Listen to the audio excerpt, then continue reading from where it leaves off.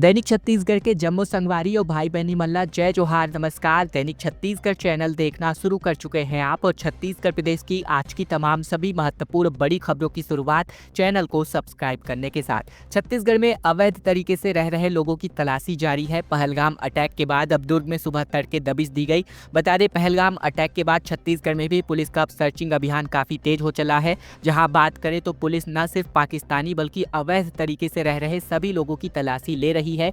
इसके लिए अलग अलग शहरों की पुलिस की टीम एक्टिव होकर काम कर रही है। बता दें, सुबह तड़के से ही ये कार्यवाही जारी रही। जिसके अलावा बात करें तो छत्तीसगढ़ के अलग अलग शहरों में भी इस प्रकार की कार्यवाही देखने को मिली। एसपी विजय अग्रवाल ने 3 एडिशनल एसपी सुखनंदन राठौर, अभिषेक झा और पद्मश्री तंवर के नेतृत्व में 3 अलग अलग टीमों का गठन किया। सभी अधिकारियों ने सुबह 4:30 बजे पूरे पुलिस बल के साथ रेड मारी। ये सभी रेड मुख्य रूप से मुस्लिम बाहुल्य इलाके में करी गई है।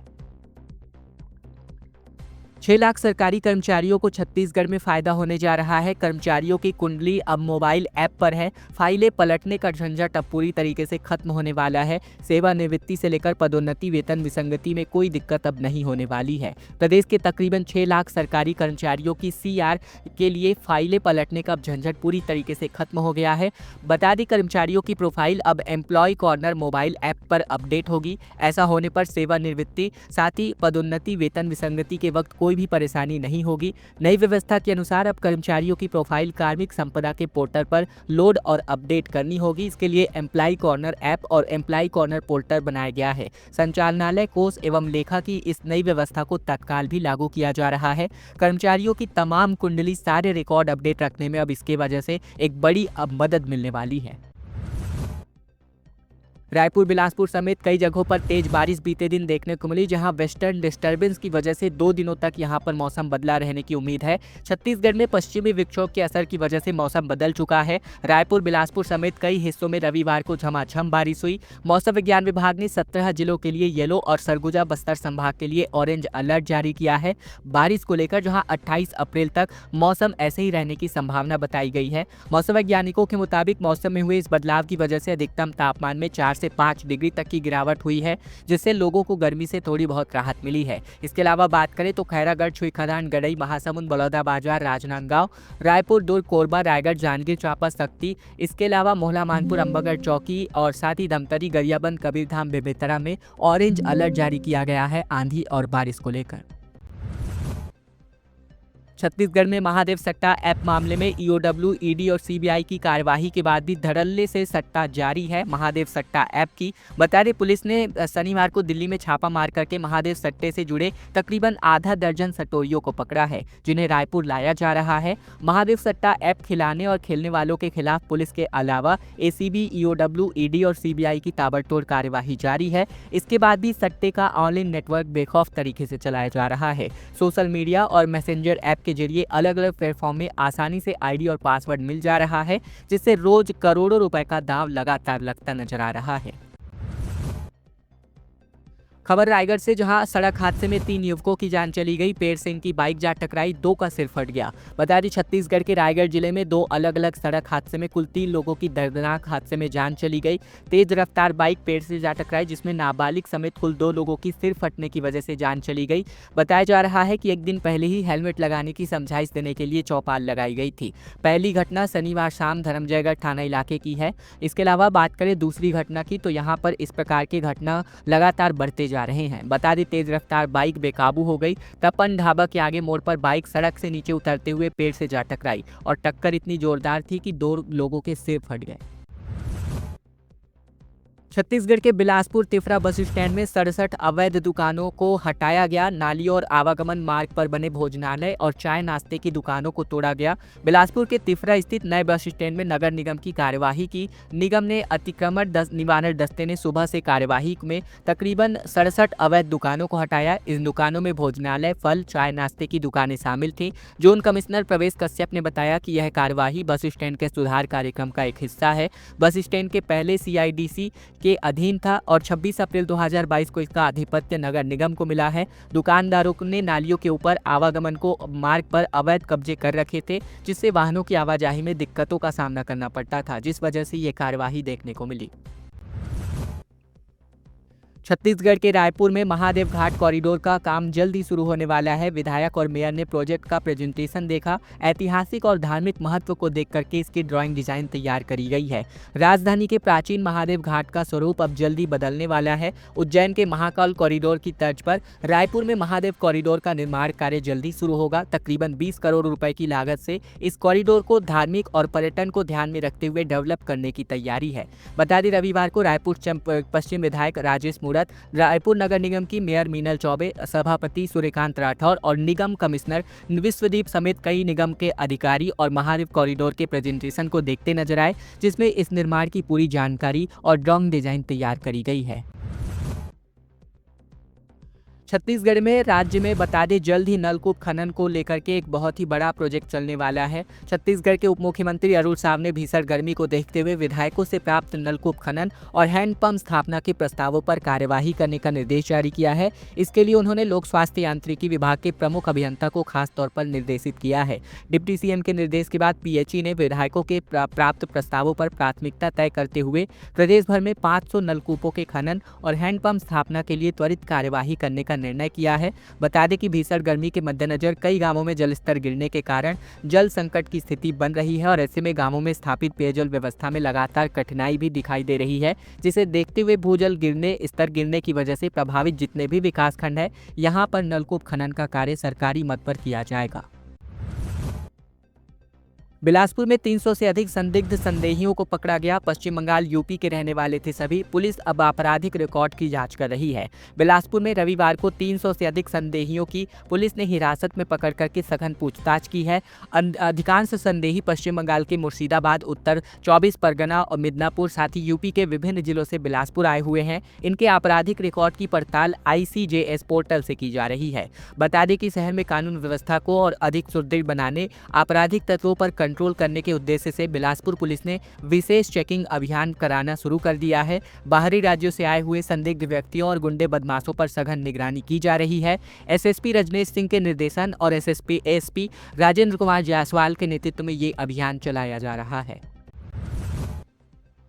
4 महीने से लापता बेटी को खोजने के बदले पर ASI ने रिश्वत मांग डाली 20,000 रुपए और ये खाकी को कलंकित करता एक दुष्ट नजर आ रहा है इस वीडियो और फोटो में। बता दें कि जनता की रक्षा के लिए पुलिस होती है, लेकिन रक्षक ही अगर भक्षक बन जाए तो उससे क्या ही उम्मीद लगाई जाए। एक ऐसा ही पुलिस की खाकी वर्दी को शर्मसार करने वाला मामला बिलासपुर जिले से सामने आया है, जहाँ 4 महीने से गुमशुदा बेटी की शिकायत के बाद भी माँ बार बार पुलिस थाने के चक्कर काट रही है, लेकिन पीड़िता को अब तक उसकी बेटी नहीं मिल सकी है।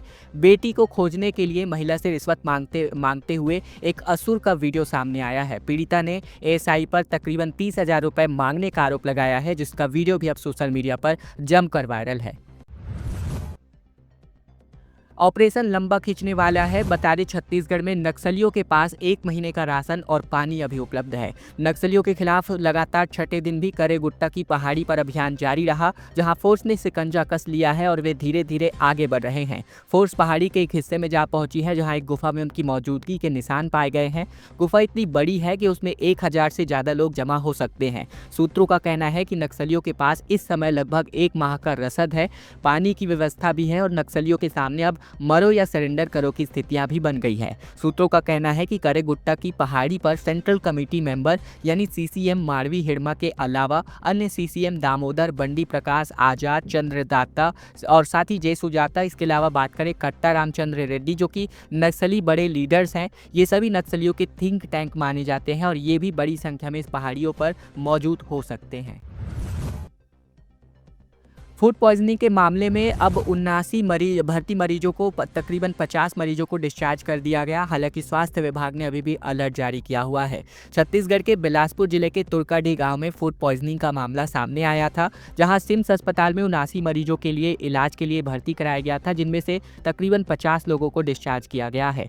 जानकारी के अनुसार बात करें, अद्यतन जानकारी के अनुसार तो यहाँ शनिवार को तकरीबन 3 नए मरीज और भर्ती किए गए। सभी प्रभावितों का इलाज डीन और MS की निगरानी में किया जा रहा है। स्थिति को देखते हुए स्वास्थ्य विभाग ने गांव में अलर्ट जारी कर दिया है और लगातार सघन रूप से स्वास्थ्य जांच अभियान भी चलाया जा रहा है। बता दें, बूंदी खाने की वजह से इनके हालात खराब हुए थे, जिसका वीडियो भी हमने आपको बताया हुआ था। पानी की किल्लत की वजह से परेशान पार्षद ने खुद ही ट्रैक्टर चलाकर के पानी की जरूरत को पूरा किया अपने लोगों की। बता दें धमतरी में 3 वार्डों में पानी नहीं पहुंचा, जबकि विधायक के गांव में टैंकर लेकर के पार्षद पहुंचते नजर आए। छत्तीसगढ़ के धमतरी में पानी की समस्या गंभीर हो चुकी है। 3 वार्डों में पीने के पानी की किल्लत की वजह से लोग परेशान हैं। स्थितियां ये है कि पार्षद को खुद ट्रैक्टर चलाकर विधायक के गाँव में पानी का टैंकर ले जाना पड़ रहा है। पार्षदों का आरोप है कि नगर पंचायत के ट्रैक्टर ड्राइवर अपना सरकारी काम छोड़कर निजी काम में व्यस्त रहते हैं। इसके अलावा पार्षदों ने मुख्य नगर पालिका अधिकारी यानी सीएमओ से कई बार इसकी शिकायत भी की है, लेकिन अब तक कोई कार्यवाही नहीं हुई है। इस मामले में सीएमओ का कहना है कि ट्रैक्टर चालक कुछ समय के लिए कहीं बैठा था, उसने चालक के खिलाफ कार्यवाही का आश्वासन भी दिया है। रायपुर नगर निगम से बड़ी खबर, जहां जलकुंभी साफ करने के नाम पर 1 दशक में 10 तालाबों के लिए 10 करोड़ रुपए खर्च हो चुके हैं, लेकिन फिर भी हालात जस के तस बने हुए हैं। रायपुर नगर निगम ने पिछले 1 दशक में अलग अलग वार्डों के तालाबों पर 10 करोड़ से ज्यादा की धनराशि फूंक दी है और ये जनता के हार्डकोर अर्न बनी है। इसके अलावा बात करें तो लगातार सौंदर्यीकरण के नाम पर 70 करोड़ रुपए अतिरिक्त खर्च भी किए जा चुके हैं। पिछले साल बूढ़ा तालाब में जलकुंभी हटाने और गाद निकालने के बड़े काम के नाम पर इसको जो है इस धनराशि को खर्च किया गया। इस पर ही तकरीबन 40 लाख रुपए खर्च किए गए और इसी तरह शहर के सबसे बड़े तालाबों में शुमार महाराज बंद और राजा तालाब से भी जलकुंभी हटाने के नाम पर रायपुर स्मार्ट सिटी और निगम लाखों रुपए खर्च कर चुका है। राजा तालाब भी पूरी तरीके से जलकुंभी से हट गया है। इसके अलावा पिछले 1 दशक में इस तालाब की कई बार सफाई की जा चुकी है। खबर नदी से आ रही है, यानी महेंद्रगढ़ चिरमिरी भरतपुर जिले में, जहां नदी में बास की नाव पलट गई। बीजेपी नेता जो है पानी में जा गिरे। छत्तीसगढ़ के एमसीबी जिले में बड़ा हादसा होते होते बच गया। हसदेव नदी में बैम्बू राफ्टिंग की शुरुआत की गई थी और इस दौरान बास से बनी नाव का संतुलन बिगड़ गया। इससे बीजेपी नेता समेत कुछ लोग फिसल गए और पानी में जा गिरे। ये घटना गोंडवाना मरीन फॉसिल्स पार्क के उद्घाटन के बाद हुई। रिवर बैम्बू राफ्टिंग, जिसे वन विभाग ने पर्यटकों के लिए शुरू किया है, नदी का पानी कम होने के कारण तैरते हुए लोग बाहर निकल आए। इस घटना का वीडियो भी सामने आया है, जिसमें कुछ देर पहले ही मंत्री श्याम बिहारी जायसवाल ने इसी नाव से सैर करते हुए बैम्बू राफ्टिंग की शुरुआत उद्घाटन की थी। छत्तीसगढ़ में दूसरे राज्यों से आए तकरीबन 50 लोगों को थाने लाया गया। मामला रायगढ़ का है, जहां रायगढ़ में पुलिस लगातार वेरिफिकेशन कर रही है बाहर से आए लोगों के। बता दें छत्तीसगढ़ के अलावा पूरे देश में भी इस प्रकार की कार्यवाही देखने को मिल रही है। इसी कड़ी में रायगढ़ में पुलिस ने बाहर से आए लोगों का वेरिफिकेशन करना शुरू कर दिया है। पुलिस शहर के अलग अलग मोहल्लों में दबिश देकर 50 लोगों को थाने लेकर आई, जहाँ उनके आधार कार्ड और अन्य दस्तावेजों की जाँच की जा रही है। कश्मीर के पहलगाम में हुए आतंकी हमले के बाद पुलिस अब अलर्ट मोड पर है। ऐसे अलावा बात करें तो पुलिस ऐसे लोगों की जांच कर रही है जो दूसरे राज्यों से आकर शहर में बिना वेरिफिकेशन के रह रहे हैं। बता दें कोतवाली पुलिस इंदिरा नगर और आसपास के मोहल्लों से तकरीबन 50 लोगों को थाने ले आई, जहां सभी के आधार कार्ड, पहचान पत्र और अन्य दस्तावेजों की जांच की जा रही है। धमतरी से बड़ी खबर, जहां जंगल में 9 विस्फोटक बरामद किए गए। सुरक्षा बलों ने मौके पर इनको डिफ्यूज किया। बता दी दवाई और वॉकी टॉकी भी बरामद हुआ है। छत्तीसगढ़ के धमतरी जिले में डीआरजी यानी डिस्ट्रिक्ट रिजर्व गार्ड की टीम को नक्सल विरोधी अभियान के दौरान एक बड़ी सफलता हाथ लगी है। सुरक्षा बलों ने जंगल से माओवादियों द्वारा छिपा कर रखे गए 9 विस्फोटकों की बरामदगी करी है।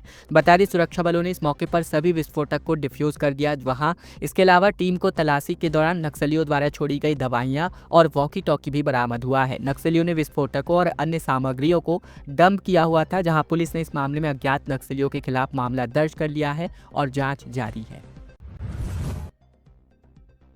मनेंद्रगढ़ में गोंडवाना मरीन फॉसिल्स पार्क का उद्घाटन किया गया और यहीं पर यह दुर्घटना हुई थी। जैसा कि मैंने आपको पिछले न्यूज़ में बताया, 29 करोड़ वर्ष पुराने समुद्री जीवाश्म का संरक्षण स्थल यहां पर बनाया गया है।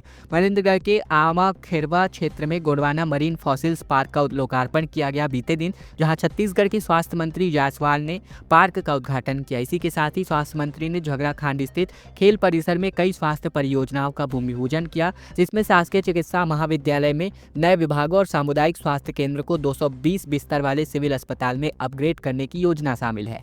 स्वास्थ्य मंत्री श्याम बिहारी जायसवाल ने सबसे पहले रिबन काटकर गोंडवाना मरीन फॉसिल्स पार्क का उद्घाटन किया। इसके बाद उन्होंने पार्क में संरक्षित किए गए हजारों साल पुराने जीवाश्मों का निरीक्षण किया और बाम्बू राफ्टिंग में बैठकर हसदेव नदी का भ्रमण भी किया। बागी होकर के चुनाव जीतने वालों को बीजेपी का नोटिस जारी किया गया है। जीपीएम जिले में जिला पंचायत अध्यक्ष और उपाध्यक्ष को 7 दिन में जवाब देने का निर्देश जारी किया गया है।